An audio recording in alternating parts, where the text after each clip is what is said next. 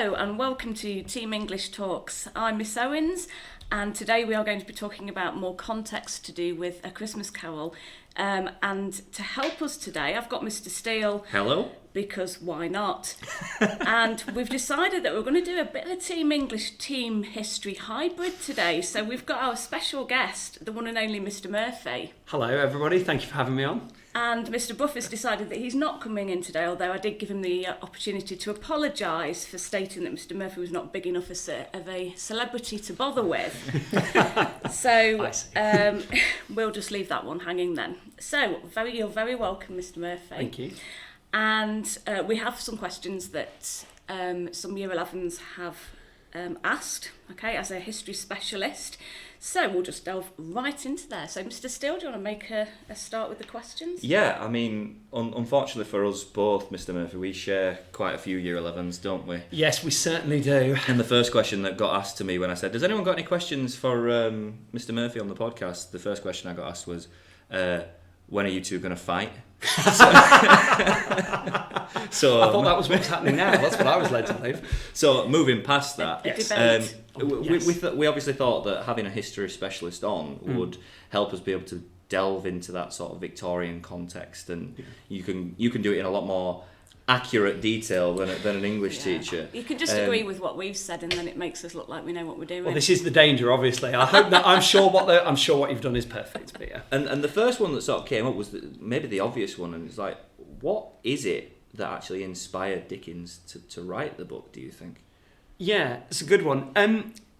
Slight disclaimer, it's been a long time since I read A Christmas Carol. We did still have to read Dickens when I was at when I did GCSE. I actually read a much longer book of his called Great Expectations, which was also quite useful for this as well. How did you get past the first few pages? I thought the first few pages were really good. Anyway, that's just pages are the most exciting part. It might have been. I'm sure there was a cow in a field that was being described or something. The Kent Marshes. Anyway, but yeah, I think the big thing about Dickens is that it's not just that, and we'll come on some of this a bit later on, I think. It's not just that he lives in a society that's sort of incredibly obvious, the gap between rich and poor. That is a major theme of A Christmas Carol. But it's also that he's experienced it himself. You know, his father's put in prison for debt when he's a child. He has to go off at the age of 12, does Charles Dickens, to work to earn enough money to pay off the debt. Because back in the Victorian period, if you got put in prison for debt and you weren't released until it was paid, and if that meant someone had to work, then so be it. Yeah. And although not much of that direct experience makes its way into A Christmas Carol, you know, there's no debt in prison for debt, but actually he definitely uses this, not just in A Christmas Carol, but in all of his books. It's the fact that he's very much lived all of this himself, and he's seen it, and I think he wants to sort of he's got this idea of almost telling it to everybody else. Yeah. He's sort of a bit of not exactly a campaigner, I won't go that far, but he certainly does have this thing of he wants to make people understand. People who live in the world who read his books are the ones who can read his books. He wants to make them understand what the people that he has spent time with really feel. Do you think there was a general fear of that prison at the time? That idea of wanting to escape from the punishment that you potentially would be facing if you did have debts, and do you think he sort of tried to inject that into his books that people do live in fear whilst this is happening? Yeah, and I mean, obviously he's got such a unique writing style of sort of trying to almost you're right, it's the fear element of it, isn't it? But I mean, some of these prisons and these things are very very well known for then even their short nicknames are things like the Clink or the Marshalsea, or these prison, which is I think the Marshalsea is where Dickens' father went and spent his time. These are known just by their short names. No one needs to, I know we don't know them anymore, but at the time everyone would have understood if you used the short name of prison, of the debtors' prisons in particular. People were scared of it, and I think there is an element of warning, but there's also almost an element of feeling sorry and standing up for the people at the bottom of society. Yeah, and it's almost like there's that idea of, are there no prisons? Scrooge is reflecting that attitude that a lot of people would have had.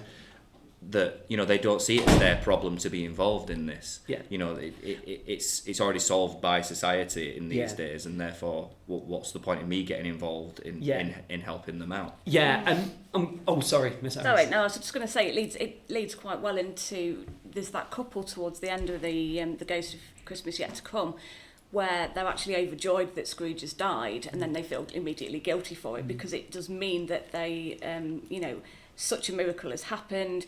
If he was dead, she was thankful in her soul to hear it, even though she felt bad.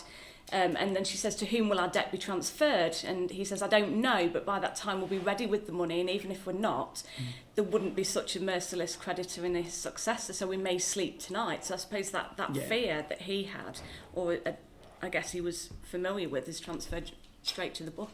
Yeah, and I think as well, and some of this is stuff that we might come on to in a little bit, but I think what you said, Mr. Steele, about it's not people's problem. That is a big theme that runs through the Victorian era, and the historians amongst you, and full credit to one of mine who remembered this phrase yesterday, and the historians amongst you will know of a French expression called laissez-faire, which means to not, basically the government didn't really do a great deal.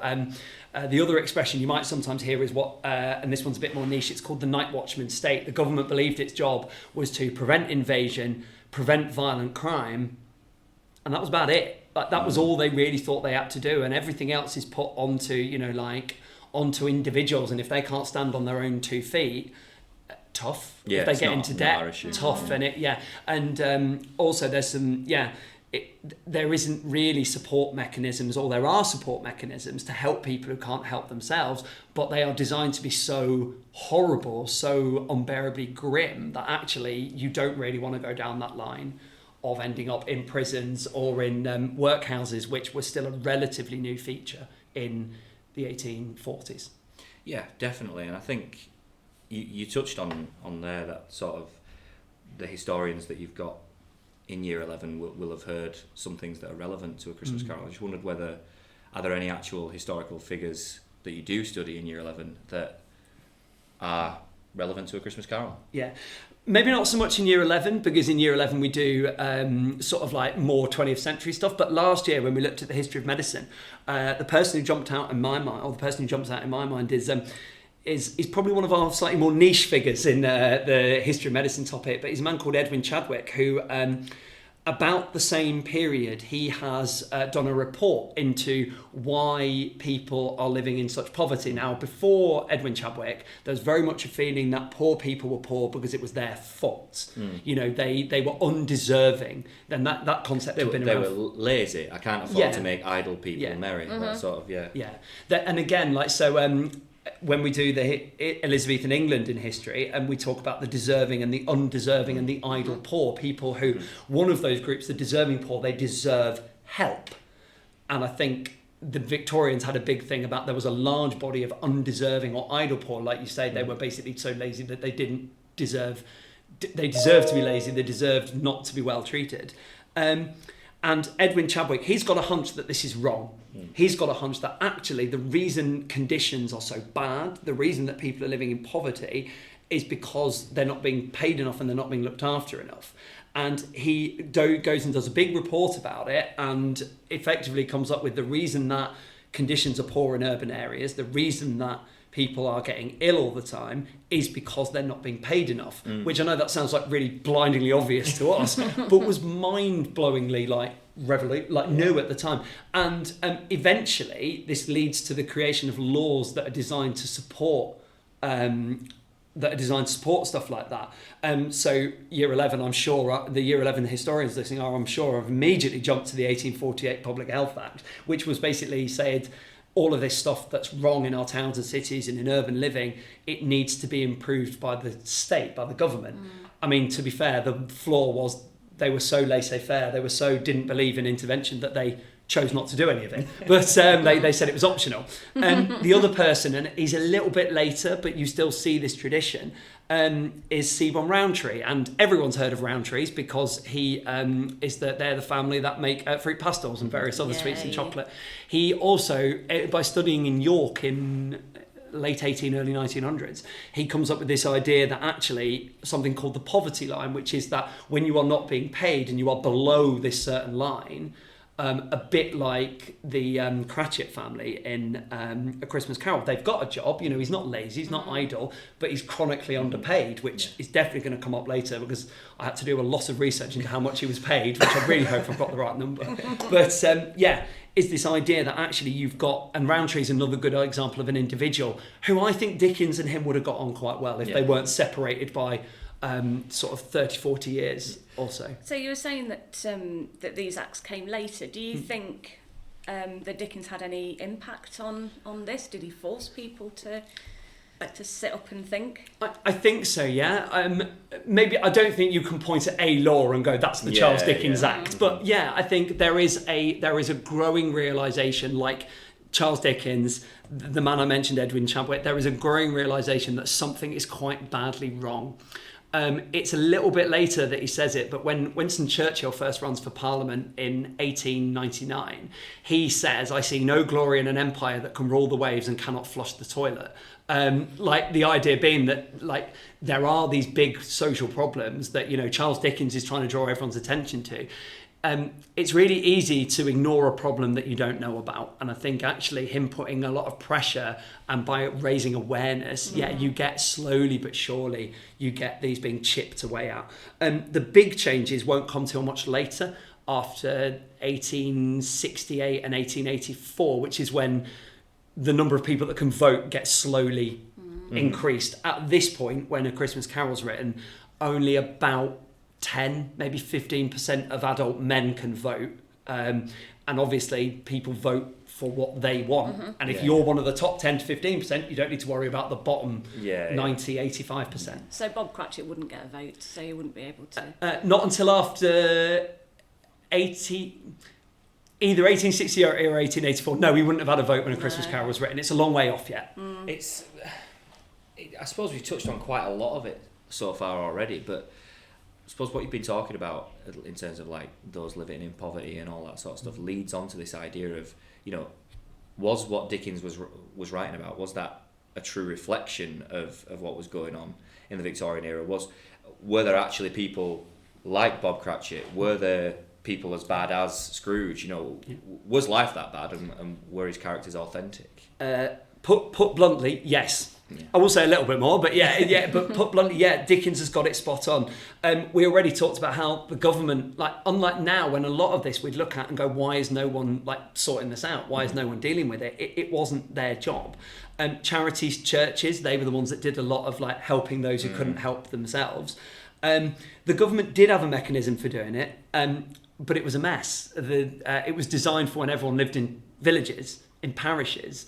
And the big changes that had happened of the Industrial Revolution, which I think we're going to come on to a bit later, that had effectively destroyed this system, and what they replaced it with was workhouses and this threat, like you said earlier, Miss Owens, like this threat of like punishing you for being in that position. Like that is all real. And actually it doesn't really help. Dickens is one of the voices who is calling for this. Were there people like Ebenezer Scrooge? Yeah, there were. Now, I couldn't find any individuals from Britain. I was really annoyed about this. I spent a lot of time trying to think as to who the best one would be. However, I do have some from America that are a little bit later on, but they get called robber barons, and they are quite literally like the very richest people who are like fleecing money from uncaringly taking money from the poor.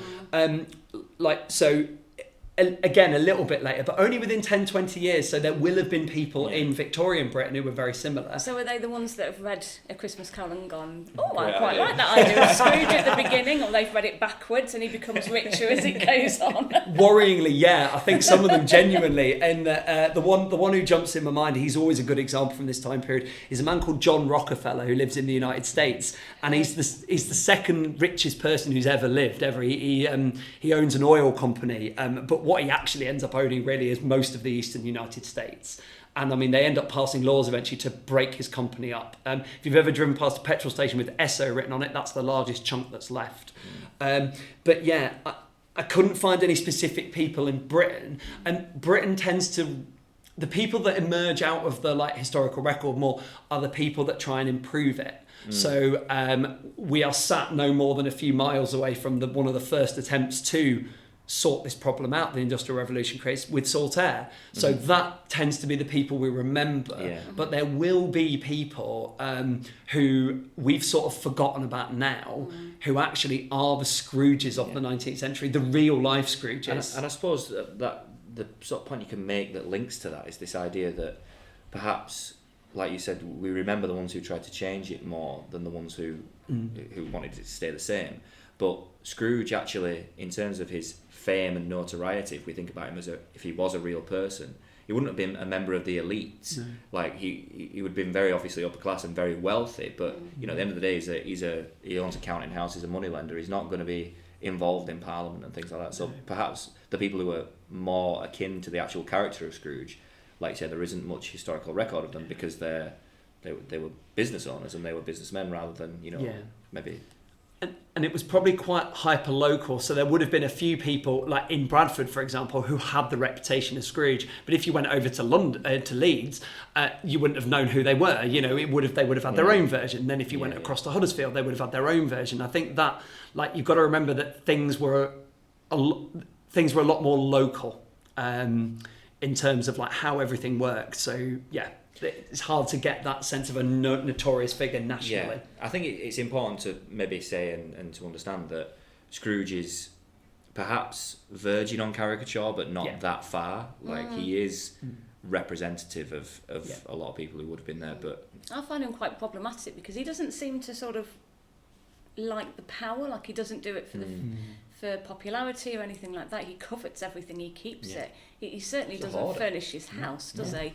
You know, he sits there with gruel in front of this meagre fire. It's weird though, isn't it? But it's do you just think weird behaviour. What is he doing with all this money?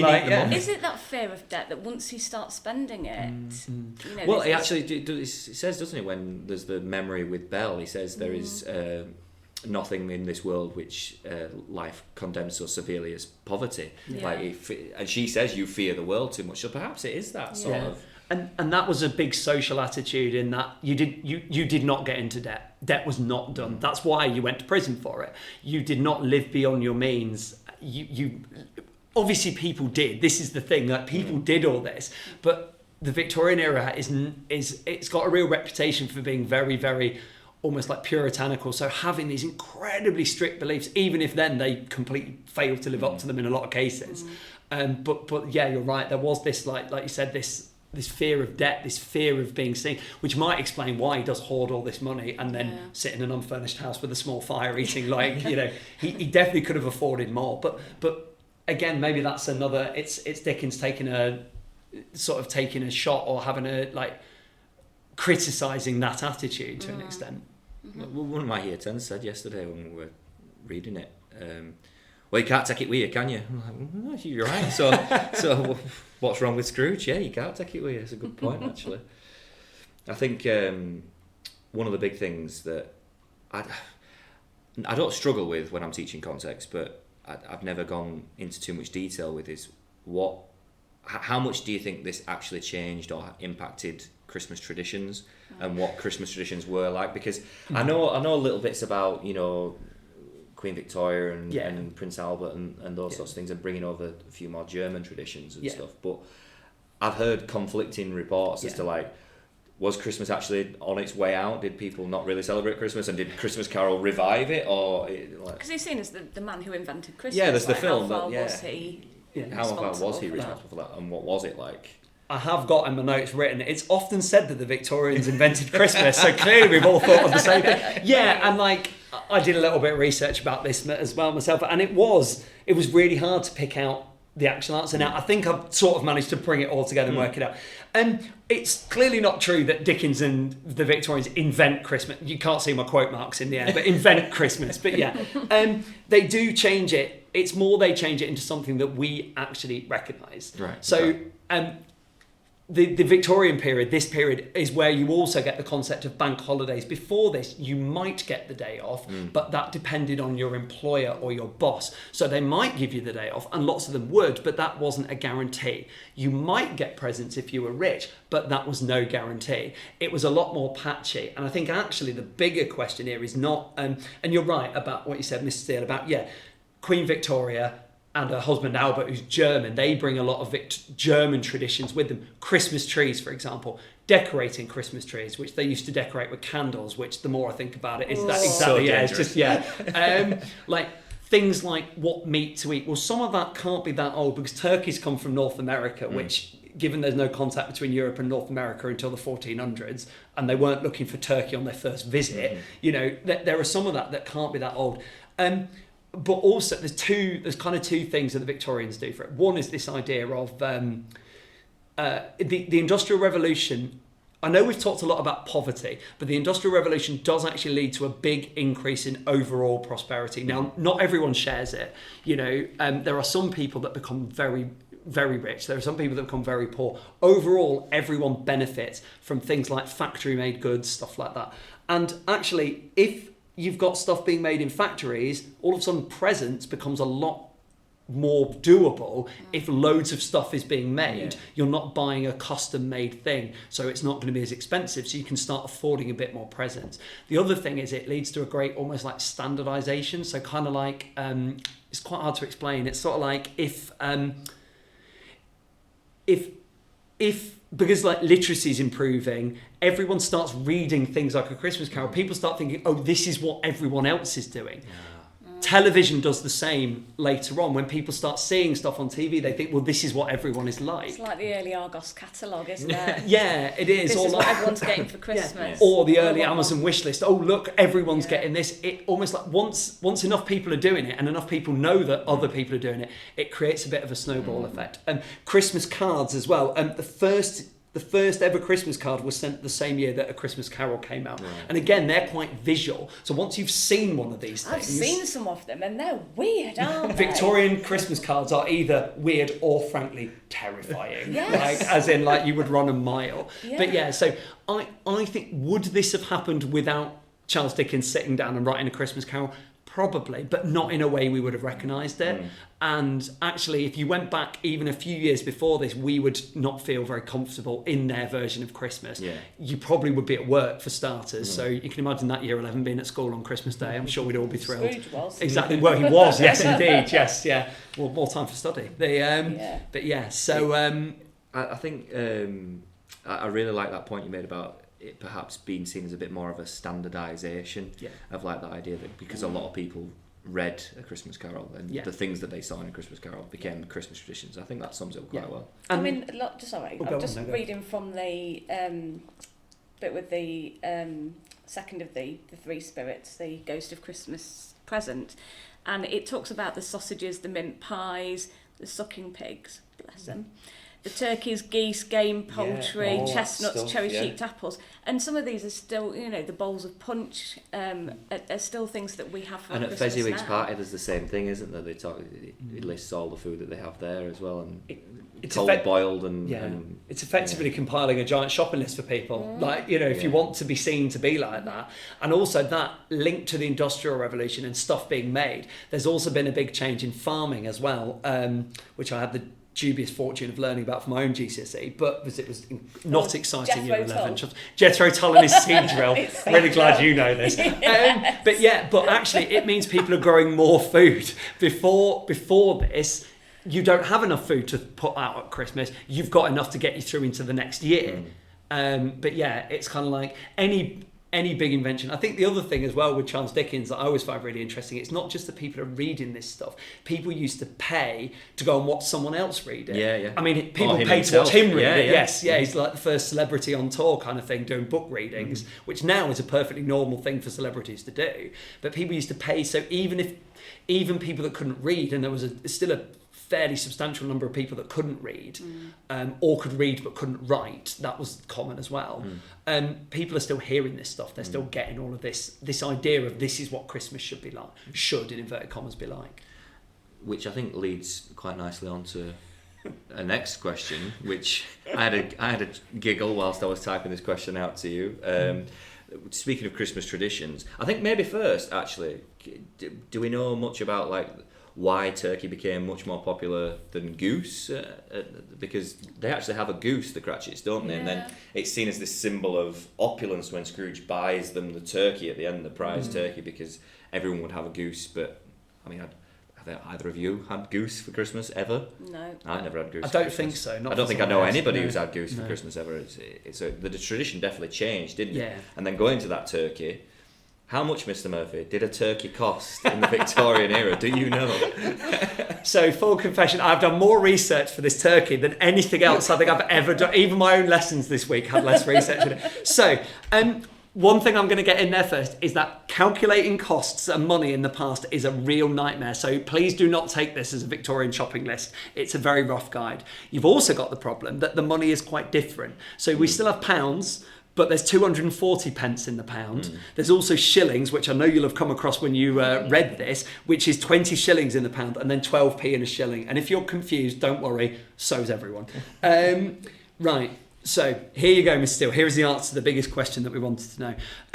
I got all of this. I got half of it from the National Archives, who do a website where you can calculate costs, and half of it from a Victorian cookbook that came out in the same time period. This is exactly why we invited you on the podcast. That came out in the same decade as A Christmas Carol. So a large turkey would cost approximately 10 to 12 shillings, which is about £30 now, which is expensive. Because I know that year 11, you are not the ones going and doing your Christmas shopping. I'd like to think you're not. Anyway, however, and I really hope I've got this number right. Am I right in thinking that Bob Cratchit gets paid 15 shillings a week? He does. Thank heavens for that. Right. That means that for this turkey, it's not the fact it costs £30, although that is the number to remember. It's the fact that if they wanted to go and buy it, you're asking Bob Cratchit and the Cratchit family to give up most of what he's paid in a week just for one thing of the dinner. So, and that's one of the things that when you're thinking about prices in the past, it's really important to bear that in mind. It's not that everything was cheaper, which I do hear a lot, in history we hear, well, wasn't stuff really cheap back then? Yes. You're being paid a hell of a lot. But you're not being paid very much, so actually proportionally, yeah. So, and also, you're having to work an incredible amount of hours per week. Yeah. Can I just say, I know it's not comparative, but when I first started working at Morrison's for £2.06 an hour, we did have polos that cost 10p, but again, £2.06 an hour. Freddos are always a benchmark for inflation, aren't they? Yes. Actually now 30p, 35p, I think actually. Inflation gone wild, but unreal. But yeah. So about 10 to 12 shillings, which is approximately 30 quid now. But the number to remember is, poor Bob Cratchit is getting his 15 shillings a week, and that's got to pay for everything. Mm-hmm. Yeah. So you'd hope there'd be a lot of leftovers then, wouldn't you? Yes. To feed them. What was it? Which kids has he got? Six. Yeah. And that also then leads to that sort of sense of anxiety that Dickens injects into the description when we first meet the Cratchits, and then in stave 3. When they're talking about the pudding and things like that, so, suppose it shouldn't be done enough, suppose it got stuck inside the idea that they've spent most of Bob's weekly wage on this dinner, and if something goes wrong in that pudding, then it's ruined, and there's nothing they can do about it. It's horrible. And what you said about having the 6 children is that, on going back to when we mentioned earlier, Seaborn Rowntree, the late Victorian person who comes up with the concept of the poverty line, the bit where adults dip, so you start the poverty line, when you're a child, you start below the poverty line because you're not in work. Slightly different to them when children did work. But then as an adult, when you leave education and you go to work, you come out of poverty, and the bit where you go back into it is where you start having children, and it puts you back below the line. And that was a real fear. And that fear lasts for a lot longer after A Christmas Carol. That's not going to go away overnight. That's going to be there for at least another century. People afraid of the fact that actually they don't have enough to feed themselves. Just talking about work and everything with was it true then that they would try and as soon as you could walk they would try and get you to work as a child, up the chimneys, down the mines, in the factories, that kind of thing?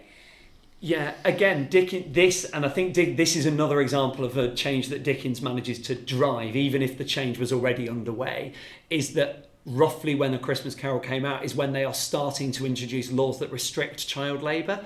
But to us, they sound awful. The first Factory Act is that children under 7 don't have to go to work.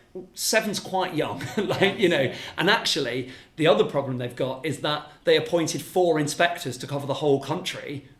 Well, everyone ignored it, because what are your chances of being caught by 4 inspectors in a country of 30 million people? So that is true, Miss Owens. Bob will be expecting most of his his children to go to work, apart from Tiny Tim, who is obviously too poorly. Yeah, and is Tiny Tim the eldest? No, Tiny Tim's not the youngest. He's the third youngest, because there's the two younger Cratchits and then Tiny Tim, isn't there? But I think he just seems like, because he's the most vulnerable, yeah. But I think there's the fear that there would have been the fear in his mind of being like that, and this sounds awful, but even if it's never said anywhere, there's going to be a fear in the Cratchit family mind. That child is going to cost them a lot of money for the rest of their lives. And that's, I know that sounds his short life, which is awful, but that would have played on people's minds. Yeah, but that brings us to the idea, like the kids often when we, students, often when we teach it, say, well, what's actually wrong with Tiny Tim? So, having sort of thought about it, what kind of things can you offer for us? Oh my goodness. One thing to make clear, and historians will be really pleased to hear me mention this, obviously, before the germ theory in 1861, and for the non-historians listening, people didn't realise before 1861 that germs caused illness. There were lots of ideas about what caused illness, and most of them were wrong, so or at least were slightly misplaced. So Charles Dickens, still find this incredible, it was so recent relatively, when Charles Dickens wrote, they did not understand that germs made you ill. So there wasn't an understanding. That also means we're not very good at diagnosing the illnesses based on what they wrote, because some of them were relatively straightforward, but there was no way of really telling. You had to go on a list of symptoms. So Tiny Tim, we've got a list of symptoms and a vague description and a description that's not meant to be a medical description. However, based on what I've been able to work out, I've got a couple of guesses, and it's probably a combination. So my first guess is something called consumption, what we'd call TB, which is a lung disease, which luckily we've pretty much got rid of now through a combination of antibiotics and vaccination. Again, two things they wouldn't have known about. Well, they wouldn't have known about vaccination, but only for smallpox, and it was a fluke. They didn't understand how it works, so they couldn't replicate it.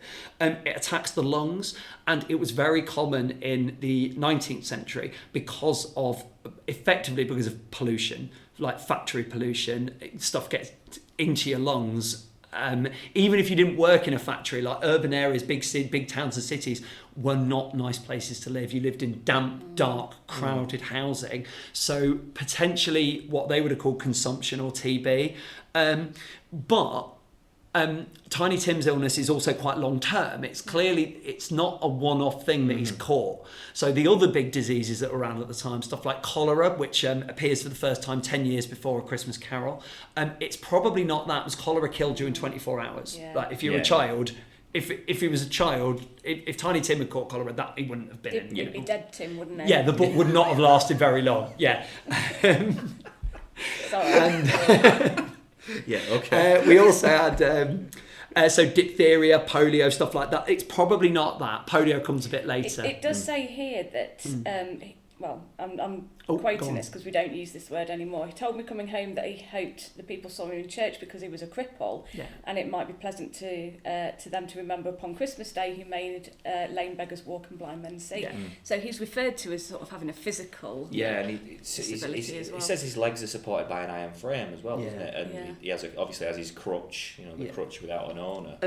So my other guess, as well as some sort of like something that's almost wasting him away, my other guess would be like something like rickets or scurvy, which is what effectively comes from malnourishment, like not enough vitamins, not enough minerals in your diet, which is another big feature. It goes, I'm going to get it in there again, but it goes back to the turkey. Yeah. If you are spending an enormous amount of what you get paid on food, now I know the turkey is slightly they didn't have a Christmas dinner every week, but if you're spending an enormous amount of money on food, particularly for such a large family, what you're buying is probably what you can afford, and what you can afford probably isn't very good for you.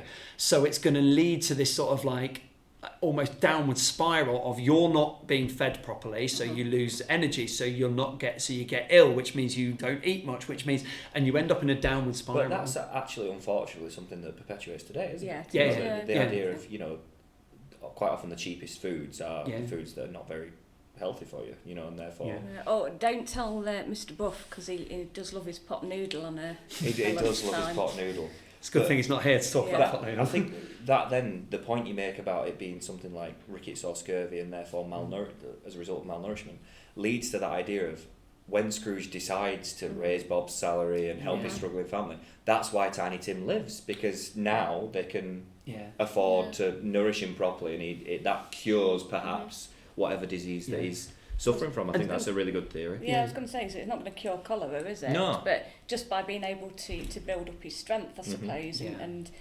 because I'm not really sure what else they could do. I mean, there's always that thing at the it always reminds me of the Thackeray Medical Museum, when you go in and you watch and then you listen to that poor girl having her legs amputated. Don't spoil it, Miss Owens. We're going with year 11. Oh yeah, oh right, okay, no, it's fine. They've seen that video. Absolutely, it has scarred me ever since I was in year 11. So yeah, it's just the smell still, isn't it, that lingers with you. Yeah, no, their medicine at this point, it was very much, they did have cures for some things, but only if they happened to find they worked by chance. Like the idea of taking medicine is still a long way away, and what you took was very much gamble as to whether or not it actually worked. But again, that all comes back, and that's why I started with the germ theory. I think anything before that, like any medical care before that, always slightly scares me, because it's this idea of you're very much just trialing and erroring whatever works. Like arsenic and mercury. Poisoning yourself to try and make yourself better, which is, I mean, it's a solution. But yeah, and I think I'd never really thought at that point before from A Christmas Carol, what you said earlier about Tiny Tim does live. So whatever it is something that they can buy access to. It's probably not medicine, although they would have had some medicine. But whatever it is, that's what says to me it's probably more sort of like not a lifestyle thing, that's not quite what I mean, but like something that can be improved by them having more money and being able to potentially live somewhere better or eat better. Or I suppose because it doesn't say that he suddenly became very hearty and flung his crutches off and started doing somersaults and he didn't die. Found he could enter the workhouse. He just didn't die. He just didn't die. So I guess it's something that sort of prolongs his life rather than he's probably always going to have the crutch, isn't he? Yeah, you would imagine so. Yeah. And I think we can then link maybe what we started with there when you were talking about the pollution in London and things like that, perhaps affecting Tiny Tim into thinking about what actually was it then, what stage were we at in terms of the Industrial Revolution, how advanced had we been, what had changed, where were we in 1843? Yeah, this is probably this is the real peak of the Industrial Revolution, or it's just hitting its peak. If you'd have come to Britain in 1843 and then having come from 1743, so 100 years previously, you would not have recognised the country you came into. If you'd have come from 50 years previously, you would struggle to recognise it. It would be a little bit better, but not much. What was happening in Britain was actually starting to be copied around the rest of the world at this point. So it really is in Europe and in North America.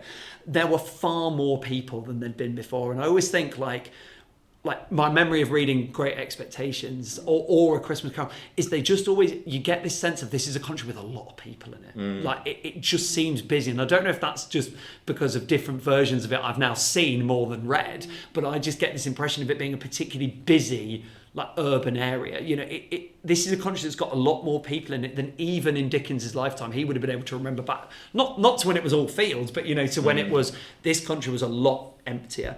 And it's the cities that have grown exponentially in the previous few decades.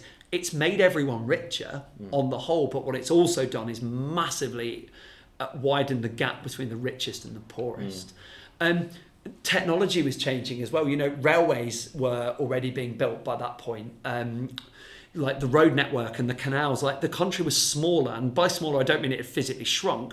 It was easier to get around. That's what I was trying to go for earlier when I said about the standardisation. Before, if something happened in a different part of the country, it might be days before you heard about it. Now you could, by 1843, you could get from Bradford to London on the same day. Which does lead to a big change in that we have. It's a miracle if you can get to Bradford. Well, yeah, I was just about to say, day nowadays. It leads to a big change because you have to. That's when they have to put all of Britain on the same time zone, because otherwise they didn't know what time to catch the trains. Until then, every town and city had its own time. It was a nightmare when you moved. But also, I think the biggest thing as well, it's not just that it's this sort of polluted urban environment, which it was. What we said earlier about, was the 19th century really as bad as Dickens makes it sound? Yeah. But also, this is, like I sort of mentioned earlier, this is the bit where things are starting to change. It's almost at the peak of the damage or the negativity side of it. This is the bit where people are starting to look at it and go, hang on a minute, we need to do something about this. So Titus Salt building Saltaire, Charles Dickens looking and going, I'm going to write about this and make everybody realise that we can't go on like this. I think, so I've never even thought about it like that idea of it. We'd had the boom, but at this moment what we're looking at is we're seeing as the tipping point, sort of, this is bad, something needs to change. Well, there's also, and this is very deep context, there's also all across Europe, this is the point where there's almost, within 5 years of A Christmas Carol, there's a wave of revolutions, of governments being toppled. Now, a lot of those governments managed to come back, so there's not a big change. But, I mean, in Britain... they've got soldiers on the streets in London, and they've got cannons like on the edge of the River Thames getting ready to defend. Now, it doesn't end up becoming violent, but this really is the point of like where everything wobbles, and it is that the changes that eventually come in are a lot more peaceful. But there is this moment where it almost looks for a second like it could get violent, of people pushing back against this. But instead, it is luckily the sort of voices like this, like Charles Dickens's, that manage to sort of win through. Yeah, I think this has been brilliant, hasn't it? This I've learned a lot. I've learned, good, that's a relief. I've actually learned a lot about the book as well, to be fair, which has been helpful. So. And I think one good way to end, because I don't think he'd forgive me if I didn't do it, is when we were writing these questions, me and Year 11, Alfie in our joint classes, shall we say, said he wanted to put you on the spot by making you answer just an English question, not a history question. So, Mr. Murphy, how would you summarise how Scrooge develops throughout the novel? Oh, thanks, Alfie. Really appreciate that. Like I say, it's been a while, but I think the thing that always comes out for me is Scrooge has this sort of like, what's the phrase? Redemptive arc. He obviously starts... That's a phrase you should be using. Yes. He obviously starts off as this sort of, like the stereotypical villain. He's such a bad guy at the beginning, but then through the intervention of the four spirits. Thank you. See, there we go. I said that without Mr. Steele glaring at me, which I could tell he was about to out the corner of my eye.